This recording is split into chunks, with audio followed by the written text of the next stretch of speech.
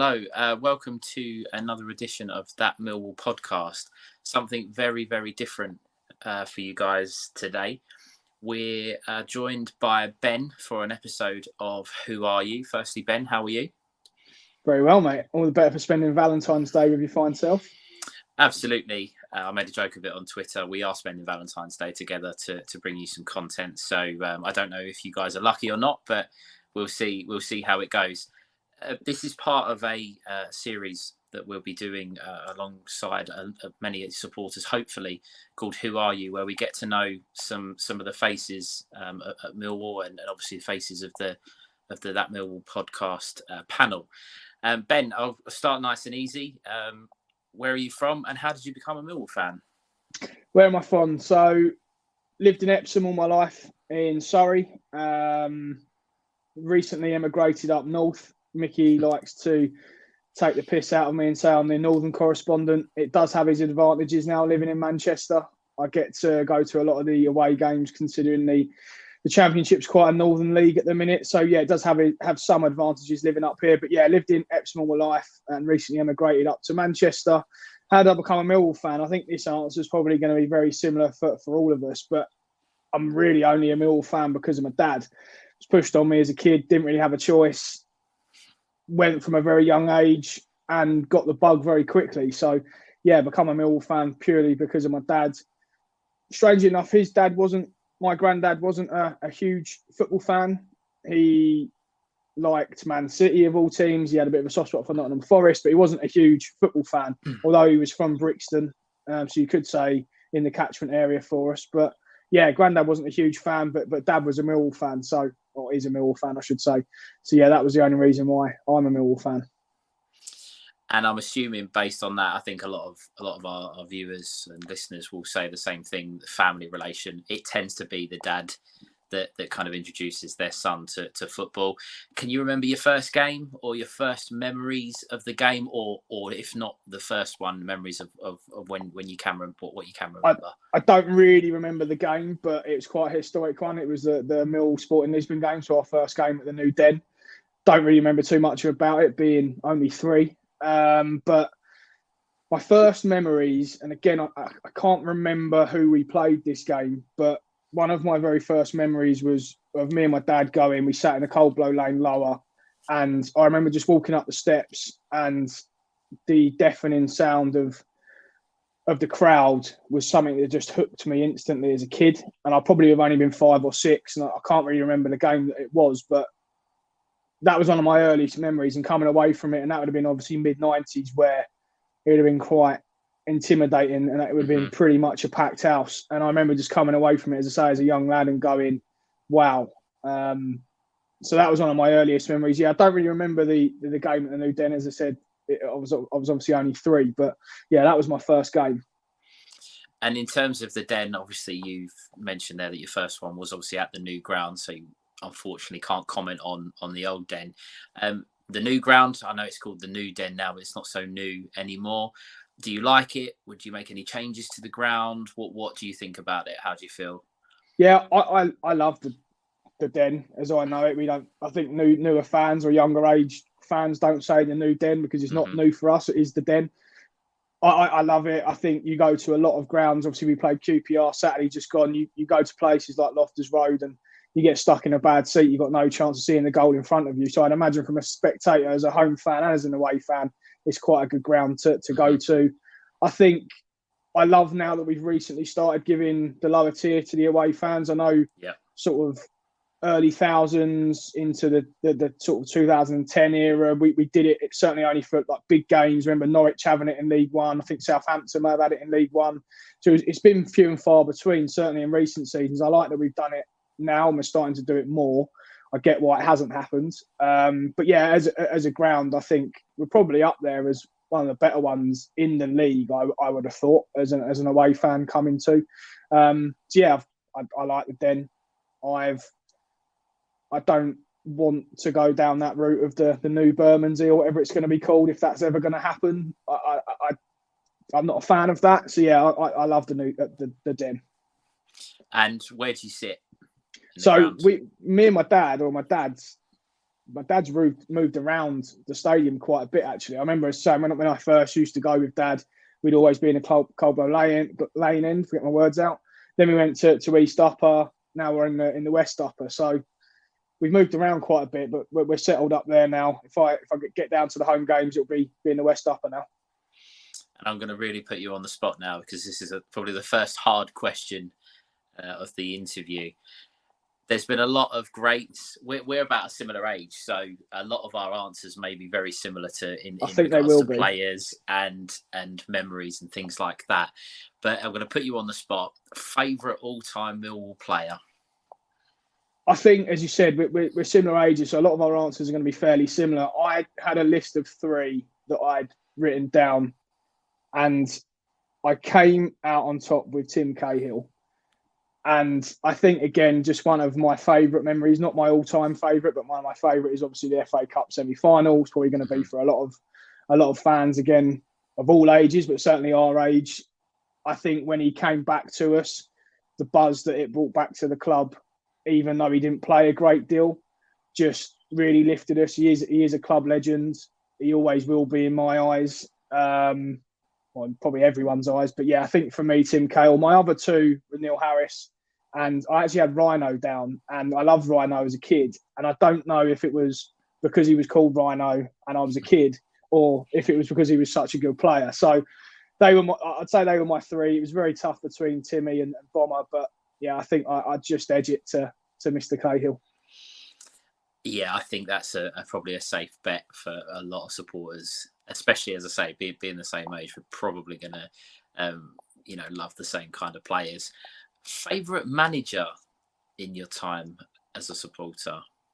I always go back to Kenny Jackett. And again, I think it was probably because prime age of me supporting Millwall, I guess. And I just remember those few seasons of us being in League One when Leeds were down there, Norwich were down there, Southampton were down there, us, Charlton were doing well. And it just seemed like every week the den was packed. We'd have a big game. We were obviously in and around the top 3, 4 all the time. And it was just a good, fun time to support Millwall. We played on the front foot. We had a really decent squad for League One. And if you look back at the other teams, as I just mentioned, that were in around us then, the likes of Southampton, they had Ricky Lambert playing for them, Adam Lallana, Schneiderlin, possibly coming through the ranks. Yeah. So people like that would have been there. So that was a real favourite time of mine.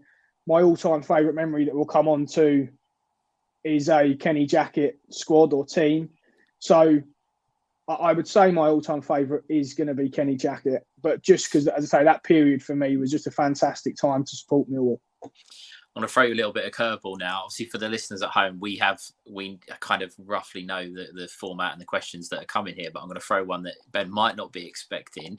And I think I know the answer to this question, but how about your worst manager during your time? I think, again, this answer might be very similar, but... Yeah, it's probably going to be an obvious one. Actually, it could be 1 or 2, actually. And I think they're going to be the obvious ones, but... Mm-hmm. I think if anyone, certainly of our age and of recent years, doesn't say Ian Holloway, then it was just a time where he just didn't get us as a fan base. He spent a lot of money for Millwall standards and for other previous managers that had been at the club. He brought in a lot of his old mates. It just didn't work. I think the worst thing he could have ever done was obviously when he left was blame Neil Harris for the situation that he'd inherited, and it just didn't end well. I was relatively excited, I'm not going to lie, when we appointed him. I thought that what he'd done with Blackpool was obviously worked wonders, and I was pretty excited. We'd spent decent money, again, as I just mentioned. So it was a weird one because it just didn't work out. But I think what happened after he left and the immediate aftermath, the things he said, didn't endear himself to the Millwall fans, did he? So I think him... closely followed by our mate Lomas. For the obvious reasons. Yeah. Funny enough, on that with Holloway, I was really buzzing with the appointment. I keep getting a memory on my Facebook whenever the day comes around of a screenshot of the article that he was announced. And I was absolutely delighted. And he did, to be fair to him, the first season, he did keep us up. It might have been luck, it might have been a number of reasons, but that the following season, as you say, he didn't understand the club. He didn't understand the fan base. He didn't understand what it meant to be in and around the Millwall environment. And even when he left, it was bad, but it was made worse by his comments and then coming back and all of the sort of circus around coming back as well. But sounds like we've gone on to a little bit of a dreary part of the episode, and I'm going to carry on. I know I'm going to carry on with that theme now. I'm going to move on to your worst moment as a supporter. Where were you at your lowest? Worst moment. That's. Do you know what? I always make this story. It's a worst moment in the context of what it meant to that season. But I look back and it wasn't that bad a moment, if that makes sense. Mm-hmm. And it was the game against Tranmere away. Again, that season of us all being in the league with Leeds, Southampton, Norwich, etc. And we went up there. We sold out the away end, probably 1,500, 2,000 of us. I think, if I remember rightly, Tranmere had Andy Robinson on loan from Leeds, and he scored an absolute worldie, and we lost 1-0, and it could have been 2-0. But everyone else that day, it was a case of we'd played Tranmere, and I think it was really tight in the league. If we'd have won, we'd have gone top, and it was so tight at that point. We obviously got beat that day, and everyone else around us lost. Leeds lost, Charlton lost, Southampton lost. So none of them won, and I think that was the telltale point of us not getting automatic promotion that year. And it was just one of those days where it was a 8-hour round trip. We didn't perform at all. Went up there with a big crowd, and I look back and say it was a worst moment in the context of that season, but it also leads me on to my favourite all-time moment as well. And it wasn't that bad. It wasn't a devastating, catastrophic event. It was just, as I say, in the context of that season, it was one that I always look back on and go, if Lewis Grabban didn't miss that header from the corner underneath the crossbar, it might have been different. We might have gone on to win the league, and what a league it would have been to have won with all those teams in it that season. But yeah, a very loose, low point, I think. Go on, then. You look like you're eager to go on to your favourite moments. So that led us in nicely. So go on, then. What favourite moment supporting Millwall? Well, my favourite moment of supporting Millwall is, it's going to be a weird one for a lot of fans because it's not a winning game and it's a Scunthorpe game at Wembley. And I think, again, just everything about it. It was our first time at the new Wembley, 47,500, whatever we had. The day was beautiful. It was beautiful sunshine. Went with my dad, one of his mates who's now sadly passed away. We had great seats. We were just in between the halfway line and the 18-yard box.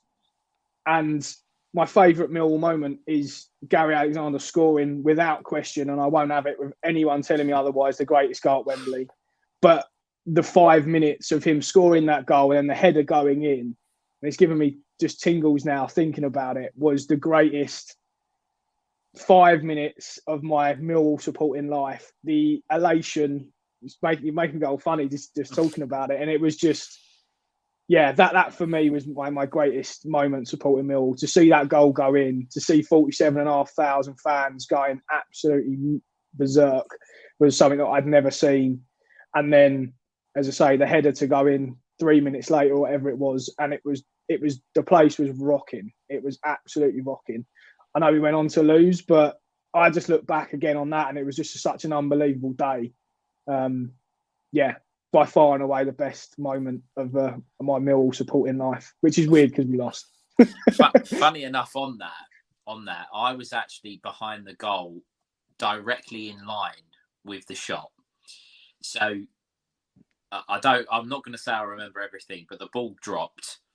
Alexander went to hit it, and I sort of, everyone's looking around because you know, didn't you, that instant. It's weird because it all happened so quickly, but you still have time to go, no, what are you doing? And then just the absolute carnage that led. As I say, I think it's a bit of an interesting one. It's your favourite moment. It makes sense because that 5 minutes probably were one of the most unreal moments as a fan. It's just, if you could bottle up that feeling, as a fan in a playoff final, you're 1-0 down, and then to go 2-1 up in such a short space of time, and then even going into half time, everyone was just it was just unbelievable. And it's such a weird one because we went on to lose, but I never come away from that and go, oh, we lost that playoff final. I just look back at it and go, what a day. And it's weird because we obviously got promoted next year via the playoffs, beat Swindon. And it was a complete opposite. We went up there. It was a shit day weather-wise. It rained all day. Me and my dad had bad seats for some reason. We were stuck up in the clouds. It was a bit of a rubbish game. And it's so weird because we won that playoff final. I don't ever look back at that and go, what a day. And we got promoted, and it's the greatest way in football to be promoted. I feel sorry for the Premier League sides that will never experience it because it is an emotion and an emotional roller coaster like none other, the playoffs. But yeah, if you compare those two games, one that we lost is by far and away my favourite Millwall moment. The one we won, I probably wouldn't even put it in my top 5 or even 10 moments with Millwall, which is weird. On the subject of Gary Alexander, had he have scored the header, do you think he would have been classed a legend purely on the basis of scoring a hat-trick at Wembley? Do you think that would have just taken him up to top tier? Yeah, I think absolutely. I think he's very well regarded with Millwall fans anyway because he was he was a superb player for us. He gave his all. We probably wasn't the best technically, but him and Bomber did so well up front for us for such a good few seasons. Yeah, I do think if he'd have scored that, got us promoted on that day with a hat-trick, the greatest goal ever at Wembley, it'd be impossible not to put him in legendary status, wouldn't it? So yeah, I do think had he have scored, and even Bomber's chance, just gutting. Absolutely. It's interesting that you say that because I never remember about Bomber's chance. You say it and you think about it, but it is always that memory of Alexander's header that just sticks with me. I think that day it is an interesting one. It is an interesting moment, but as you said earlier, the 5 minutes, if you could bottle that and maybe try and inject that into the players, you couldn't in a big game. You couldn't do it, but if you could give them a boost in a game, God forbid if we make the playoffs this year, just give them a spell where they can feel that emotion. It would be quite one going on to the playoff theme. Whilst we're talking about the Bradford one, would be up there. Mm-hmm. I think that again, we've all seen the Titanic music video, right? And it's poetry. And again, we do Wembley well. And as a Millwall fan, I'm quite proud to say that we've been there a lot in recent years. We've got the record there. I don't care what anyone says. We definitely have got the record there. Mm-hmm. Probably not one to be proud of if you shout about too much, but the fact that we got on the pitch at Wembley and just things like that, just what a club. What a day that was. Jordan Archer's save in the 90th minute or whatever it was, just, unbelievable. That would be up there for me. That was a good day. That was a good day. It's funny, obviously, at the time we're recording this is just after the QPR game where obviously we won 2-1 at Loftus Road, and Archer is in their squad.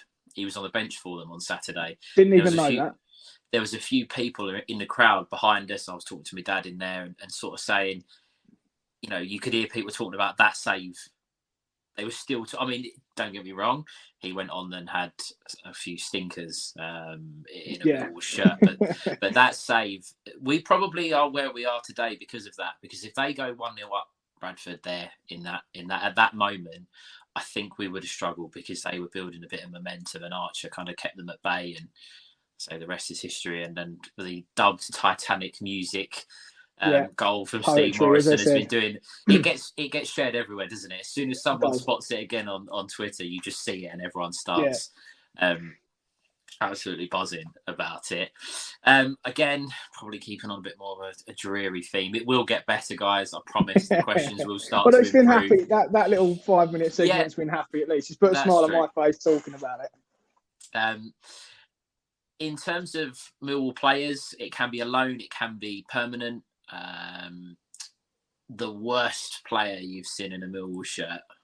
I think this ties in with my worst manager and what I'd said earlier about him signing one of his mates. And the Gary Taylor Fletcher one for me just when I look back at it now, and I was struggling a little bit with this question, and I was looking at it and going, Joe, I've never really looked at someone and gone, oh, just get out, or don't like him, or whatever. I've just, even if they've been bad players, I've never really thought of anything like that. No. So I had a little look through the squads earlier, and I just looked at it and thought, why the fuck did we do that? Why did we sign him? I think he was 34 when we got him in.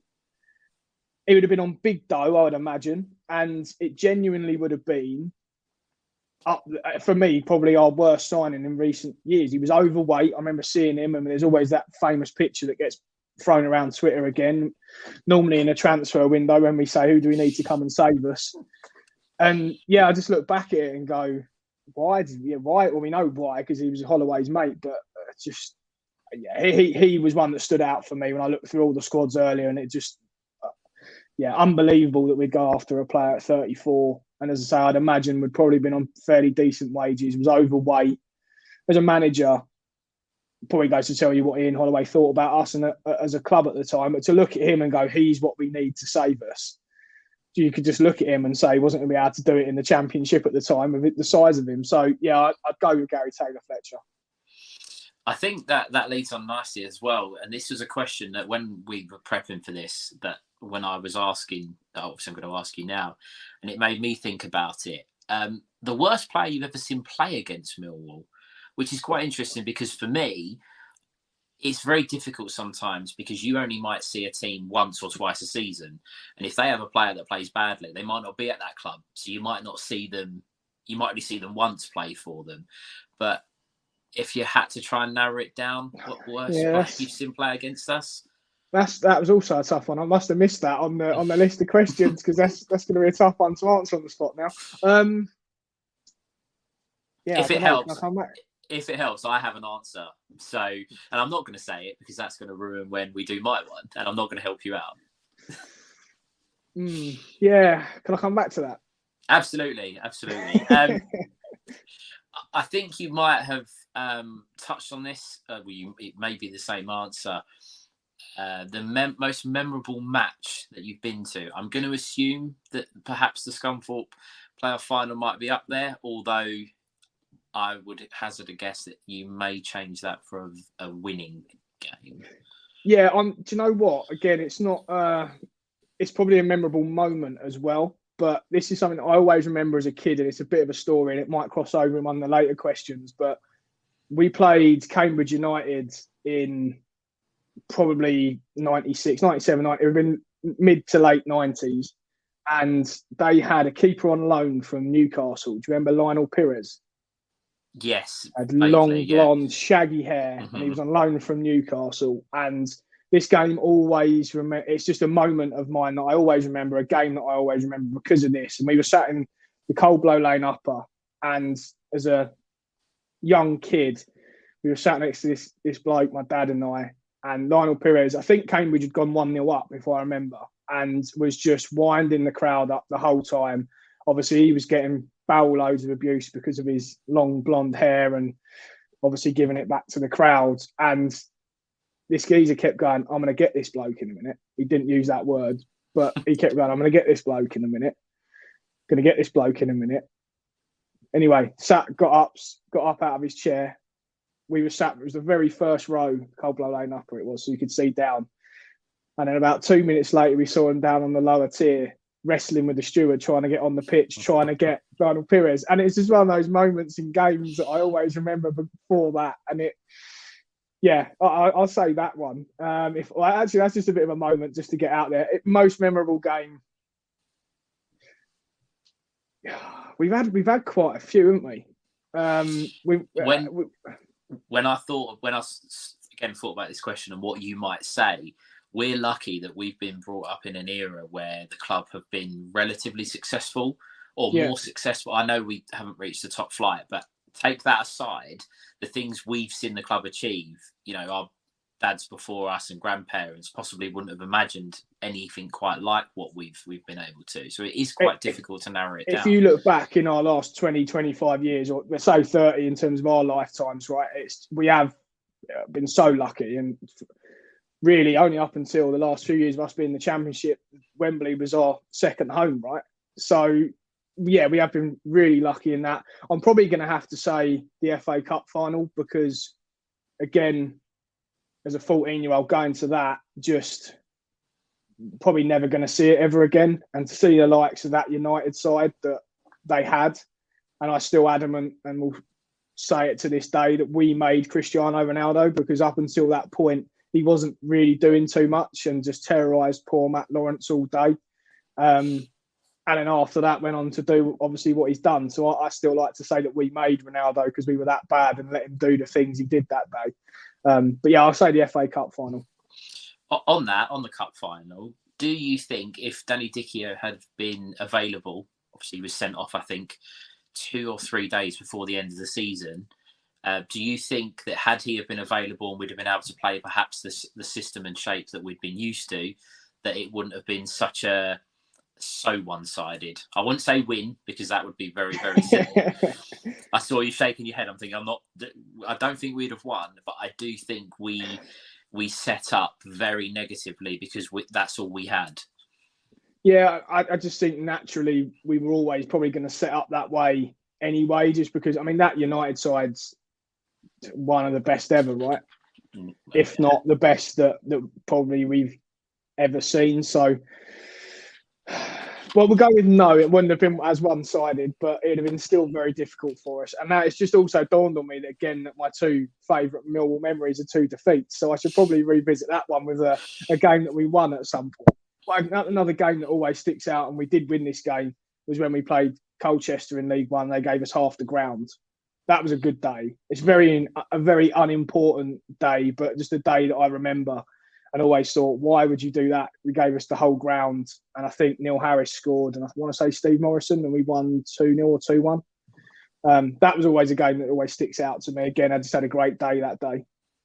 Funny enough, I on that subject of Colchester, I went there.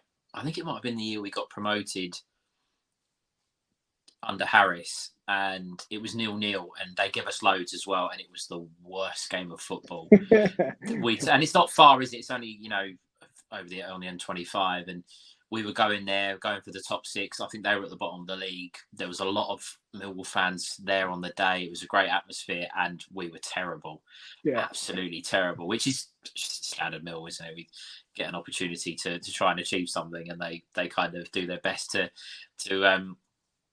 throw it away. You touched on your favourite or possibly your funniest moment as a fella wrestling with the steward. I knew there was a question coming like that. So yeah, that'll definitely be my one for that. Do you have perhaps a favourite moment in terms of, I know we've possibly covered this question, maybe not necessarily a game, but perhaps a moment where, I don't know, you felt like that you sort of belonged as a Millwall fan, or you really started to have that passion, or what was where did you start to think, do you know what, this is it, this is what I want?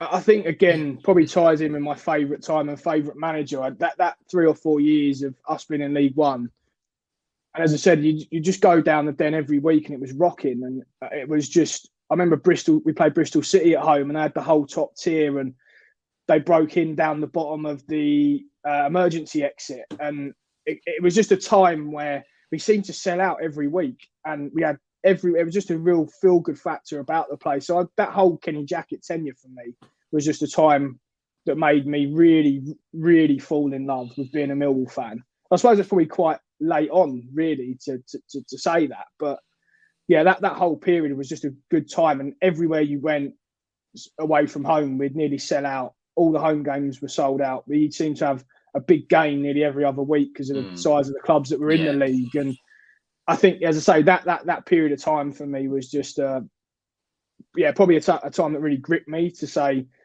what a club, what a fan base, and just, what great memories around that period as well.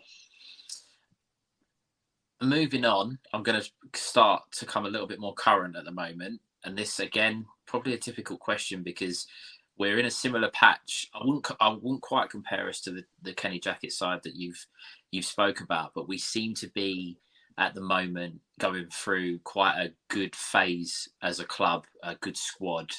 There's a togetherness with the fans.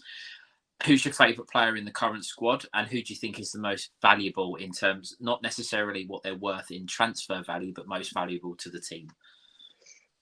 My favourite player is the Vag Slammer. So I just had to get that in there because we made a joke about it on the group today. No, I can't say that. My favourite player at the moment, and I actually Joey's going to hammer you, by the way. I know. I really missed the trick last night, and I should have said it on the pod. For anyone listening now, we spoke to the commentary guys with the inside man yesterday, and Stephen asked me who our one to watch is, and I really should have said Vog Slammer, the Vag Slammer, but I didn't. Yeah, my favourite player at the minute, and it's crept up on me really probably this calendar year, which is weird. She hasn't played that many games, but the most improved player I think I've seen in the Millwall shirt in a long time has been Billy Mitchell. Yeah. And again, it was obviously massively publicised about his 100 appearances at the weekend, but even Saturday, the game just gone. I watched the full replay earlier, and at the end, he was getting stuck in. He was pulling people away from tackles, making tackles. I think if you look at a player and define a Millwall type player, it is him. He's obviously a Millwall lad. He gets the clubs. He's got that immediate connection with the fans. But the quality that he's improving and the rate of knots I think he's improving, we will do well to keep hold of him, because there will be a club that will look at him that either comes down from the Premier League or is going up to, and can really see the value that he could add to a squad and a starting 11. And for me, yeah, he is very quickly become my favourite current Millwall player. I don't think there's a game that we see him play that he plays less than a 7 out of 10 now. And I know early parts of the season he got probably a bit of unjust criticism, should we say, in terms of his passing and his passing range and not passing it forward quite a lot. But again, Gary Rowett made a point in his post-match interview to say he doesn't need to be adding assists and goals to his game, because what he does for us, he does so well. So, yeah, I think, sorry for the long-winded answer, but yeah, Billy Mitchell. And most valuable? Not in terms of transfer value, in terms of valuable to this team. Who couldn't we afford to lose? I think everyone's going to say Fleming, right? But I think there's probably a couple, and we've actually lost one now, which is weird. And I think I've always said Hutch, because I think what he brings to us as a team, as club captain, he's probably been one of the most consistent performers, again, since he signed for us. I don't think there's any club in the Championship that wouldn't have him. I think he's just a superb centre-half. For me, he's a very, very crucial part of our team, squad. I think Hutch is very, very important to us. Like, I think also, I'm going to say the pair of them, Cooper and Hutch. I think them two, and again, I've said it on previous pods, that I think they are up there with the best centre-half pairing in the league. And I don't think there's many clubs that wouldn't have either of them. So I think the obvious answer would be Fleming, because he's got that quality going forward that we haven't seen in a very long time in a Millwall shirt.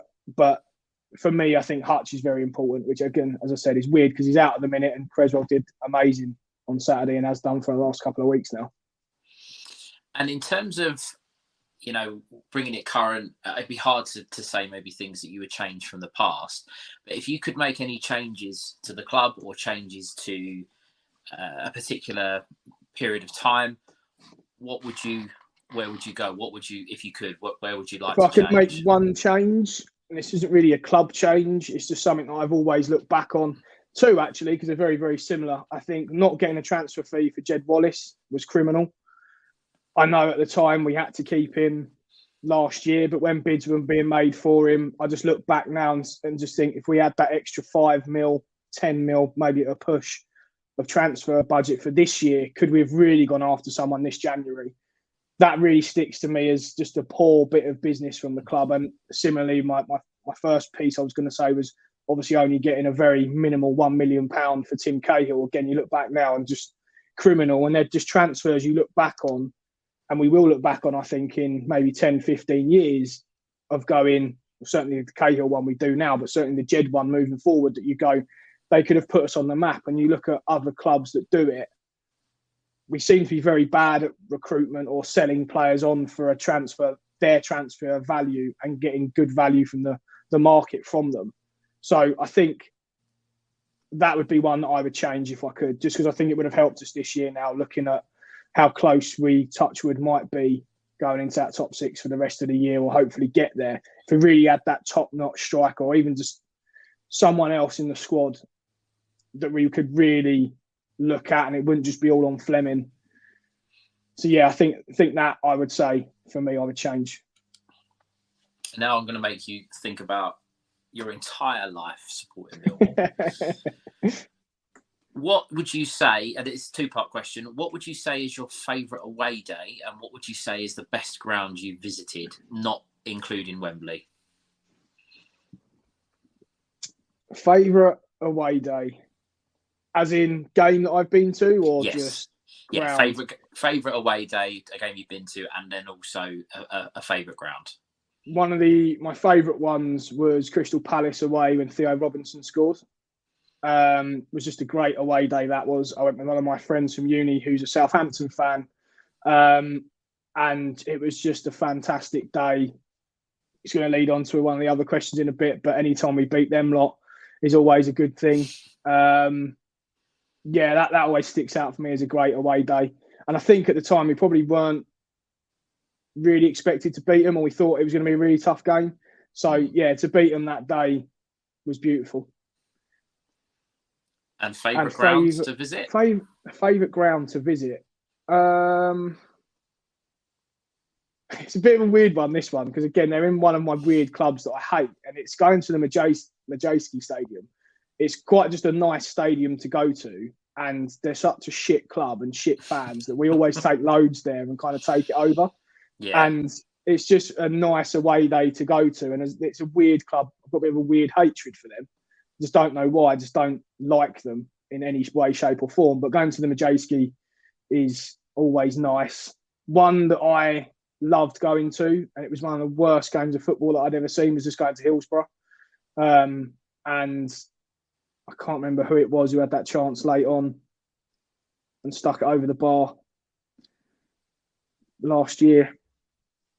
Well, no, it wouldn't have been last year, would it? Would it have been last year? No, 7 in League One for year before. Was it end of couple of seasons? I know who. I can't think who it was. No, I know the chance. I know exactly what you're talking about. I can't think who it was. I've had a mind blank. No. But yeah, Hillsborough was one of my favourite ones. Again, went with my dad, very good friend, family friend of ours. Yeah, that was just a good day to go there. First time I've been to Hillsborough. Great stadium, traditional, just amazing to go there. One to tick off. So Majewski, because I don't really like Reading, and it's just a nice modern stadium, I guess, and Hillsborough for the historical reasons. Stepping away from the club, we'll have to do this. We'll speak quietly and sort of just get this bit over and done with. Your top 3 rivals, and put them in an order. So who's the worst, and then who sort of prop up second and third place for you? For me, Palace, just hate them. We are so different as a fan base. It's unbelievable.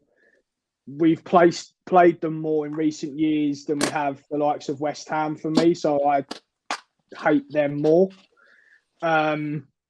Just despise them. As I say, hate everything about them. Just make my skin crawl in every way. Can't stand them. My second and third, I mean, we're going to have to put West Ham in there somewhere, but I'm going to put the Leeds rivalry in there. Again, it's probably because of the time that I've spoken about already and my favourite times as a Millwall fan. And do you know what? It's not a rivalry that I dislike as such, because I think as fan bases, we're very similar. And I always liked playing Leeds, but it's built up into a rivalry, certainly in recent seasons, that you look forward to that game and there's a real edge to it. I wouldn't say hatred, but there's a real edge to it. And it's just a decent rivalry. And we're obviously going to have to say West Ham, and I probably shouldn't be saying this on our podcast, but the rest of the family or my uncle are West Ham fans. So there's always been a nice bit of edge there. I'm bringing that up. Yeah, so don't worry, they're not blood. It's not blood uncles born into. Right. But yeah, he and my cousin are West Ham fans, so that makes interesting viewing at Christmas time. So I'm going to go Palace, Leeds, and West Ham. Right, now we've got that out of the way. We've mentioned the enemy as such. A couple of little just sort of quirky questions that I actually, thinking about it, I think there could be some really good answers to some of these. So you would have been supporting Millwall for sort of pushing sort of 27, 28 years? Yeah, say 30. Right? Yeah. So the first game at New Den was what, 93? Yeah, so it'd be 30. Yeah, so 30 years. Yeah. Yeah, 30 years. So in that time, obviously the home kit has pretty much, to my knowledge, I think the home kit has pretty much stayed blue. Obviously different variants and different sponsors and things. What's your favourite shirt in your collection, or favourite shirt that you remember seeing the players in? I think my favourite shirt is the Captain Morgan, just the blue one with the white sleeves. It's just such a traditional kit. And my dad's got a picture of me as a kid kicking a ball up the park in that kit. And it's just always, I love the badge then. That was my favourite badge, just a line with the MFC. Yeah, that was my favourite kit, definitely. And it's possibly similar, could be a shirt. What's your sort of favourite sort of piece of footballing memorabilia that you own? That it ideally I would go Millwall related, or if you have other, I don't know if it's perhaps England. I'm going to assume you don't have any other kits or anything like that. But No. Favourite piece of memorabilia. Do you know what? I haven't got a great deal of memorabilia. I was having a look around before. It's my office. I've got a few Millwall pictures, and I've got one of the all probably the traditional kits up there. Another one up there, just a print. My dad's got a picture of the old Den, so it's just a nice picture. I think it was the last game against, was it Bristol Rovers? It was Bristol Rovers, isn't it? The last game. Possibly, yeah. He's got that print in his it's just a nice picture in a frame, not mine, but I'm going to say to my dad when he pops his clogs that I'll have it. So, I'll probably say that. And I'm going to end on one final question. Obviously, this we're unsure. I'm not sure quite when this is going to go out. It will go out by this season, so it won't be outdated sort of going into next season. I'm going to put you right bang on the spot now for a final question. Where are Millwall going to finish this season in the Championship? Not what's going to happen after the season if we make something, but where are we going to finish? What position? Do you know what? We've got a really tough 5-6 games, and I keep talking about it. If we can come out of that with 3 points, and I mean if we get 3 draws, avoid defeat in a couple of games, we've got a relatively, I'm not going to say easy because nothing's easy with a Millwall fan. We've got a relatively easy run-in, and we've got a lot of games that I would look at and say we should be beating those sides.